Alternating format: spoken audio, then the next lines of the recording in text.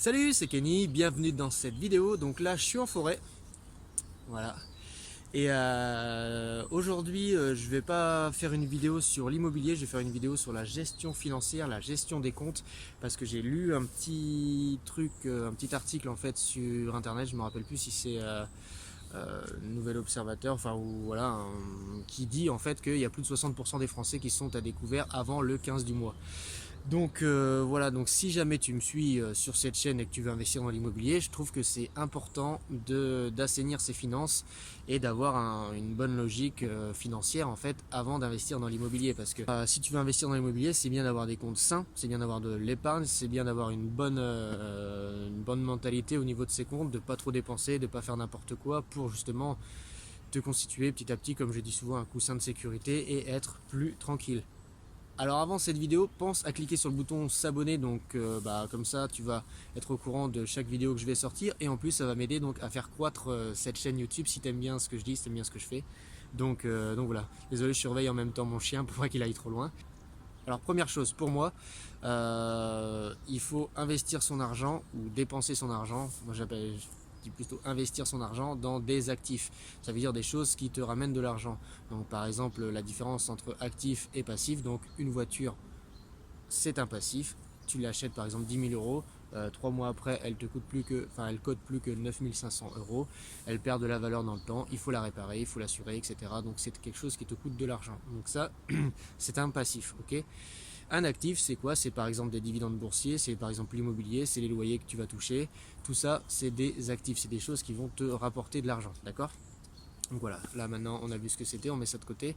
Donc voilà, première chose, vraiment dépenser son argent, investir dans des choses qui sont plus importantes et qui vont te ramener de l'argent, donc plus dans des actifs. Deuxième chose, arrêtez vraiment, mais arrêtez de faire des crédits à la consommation, c'est-à-dire d'acheter des canapés en 10 fois, des télés en 15 fois.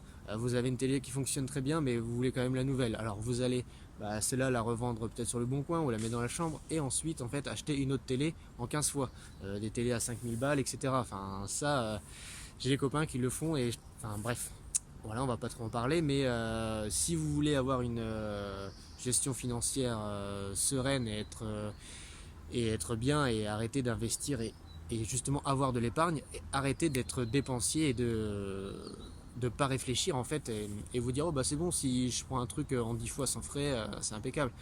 Sauf qu'après, gérez vos comptes quand il y a du 10 fois sans frais, donc quand vous avez 10 prélèvements, plus votre loyer, plus par exemple si vous craquez aussi sur un canapé, sur un machin, enfin après, si vous faites le décompte, à la fin du mois, il vous reste rien. Et en plus de ça, si vous craquez dans des restos, si vous craquez dans des, je sais pas, dans plein de choses, donc voilà, donc arrêtez dans les crédits à la consommation. Troisième point, donc il va rejoindre le deuxième point. Si vous voulez donc par exemple je sais pas acheter une nouvelle télé ou par exemple partir en vacances, eh bien vous faites ce que moi je fais en fait. J'ai ouvert un autre compte par exemple sur une banque en ligne, Boursorama, pour ceux que ça intéresse. Je mettrai un lien, c'est un lien de parrainage, vous allez recevoir je crois que c'est 80 euros si vous inscrivez via mon lien. Mais voilà, donc vous ouvrez un autre compte. Vous faites par exemple, moi j'ai fait des comptes vacances, copropriété, comptable, etc. Enfin voilà, c'est des comptes pour moi après perso. Et je me fais un virement par exemple, je sais pas, vacances, vous voulez 1200 euros pour partir en vacances, et ben vous faites un virement de 100 euros tous les mois sur ce compte. Et à la fin en fait, à la fin de l'année, vous avez vos 1200 euros et vous pouvez partir en vacances tranquille. Vous avez mis petit à petit comme ça de côté et en fait vous le voyez pas forcément passer et vous n'avez pas en fait à craquer et à être à découvert et à pas être bien à la fin de vos vacances parce que vous avez dit oh bah non mais là on a trop craqué, comment on va faire, on va être obligé de se serrer de la ceinture et voilà. Donc voilà, ça c'est une petite astuce. Et quatrième et dernier petit tips, enfin petite astuce, moi, en fait, maintenant, j'agis comme si mon compte c'était une entreprise. Voilà, depuis que j'ai investi dans l'immobilier, je me suis un peu rendu compte de ça. Il faut que l'argent que je rentre, enfin l'argent que je sors, pardon, soit forcément plus bas que l'argent que je rentre, ok, pour avoir un minimum de trésorerie et disons avoir une trésorerie suffisante en cas de pépin. Donc, par exemple, je sais pas, vous avez 2000 euros.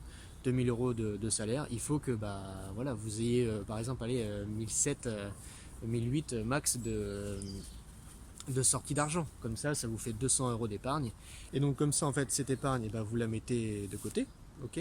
Et ensuite, si jamais vous arrive un petit pépin, vous avez votre épargne de sécurité et vous pouvez en fait pallier à toute éventualité de la vie. Par exemple, je sais pas, là vous faites rentrer dedans, la voiture elle est épave, et voilà, il faut racheter une voiture, vous avez un peu de sous de côté, vous n'êtes pas obligé de faire un crédit, etc. Autre petite chose que moi je fais aussi, donc c'est... Enfin, moi j'aime bien, le but du jeu c'est d'épargner le plus possible, enfin d'épargner. Ça ne veut pas dire que mon argent reste sur mon compte à dormir, ça veut dire que par exemple si on épargne 200-300 € par mois, ok, souvent ce qui est bien c'est d'épargner 10% de son salaire. Voilà, ça c'est pas mal, c'est une base minimum, ok. Et plus en fait vous avez de revenus, par exemple si vous investissez dans l'immobilier, plus vous avez de revenus en plus de votre salaire, plus vous pouvez épargner, plus vous faites un plus gros coussin de sécurité, et plus en fait avec ce coussin de sécurité, enfin moi ce que je fais c'est par exemple si vous avez 300 €, j'en prends une partie, je mets 200 € de côté et je replace 100 € par exemple en bourse ou dans d'autres véhicules d'enrichissement en fait, pour me créer des actifs qui petit à petit en fait vont venir grossir, vont venir faire effet boule de neige et me rapporter de l'argent. Donc voilà. Donc c'est tout pour cette vidéo. Moi je vais continuer ma petite balade en forêt avec mon chien parce que là je m'étais arrêté parce que sinon ça tremble un peu trop. Et voilà, donc j'espère que cette vidéo vous a plu. Et si vous vous intéressez à l'immobilier, vous cliquez dans la description, il y a 1 heure de formation offerte, donc c'est un peu plus d'1 heure, je dis 1 heure mais c'est 1 heure et 1 heure et demie je crois.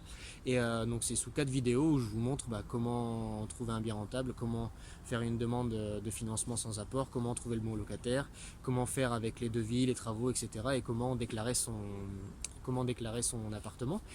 Et du coup, si jamais vous voulez en savoir plus sur comment gérer ses finances, etc., et pareil, vous avez un lien dans la description où c'est une formation en fait, où je mets tout ce que j'ai appris un peu et tout ce que j'ai découvert en fait pour mieux gérer ses comptes et pour avoir des comptes vraiment sains et être plus serein en fait au fil des mois. Voilà.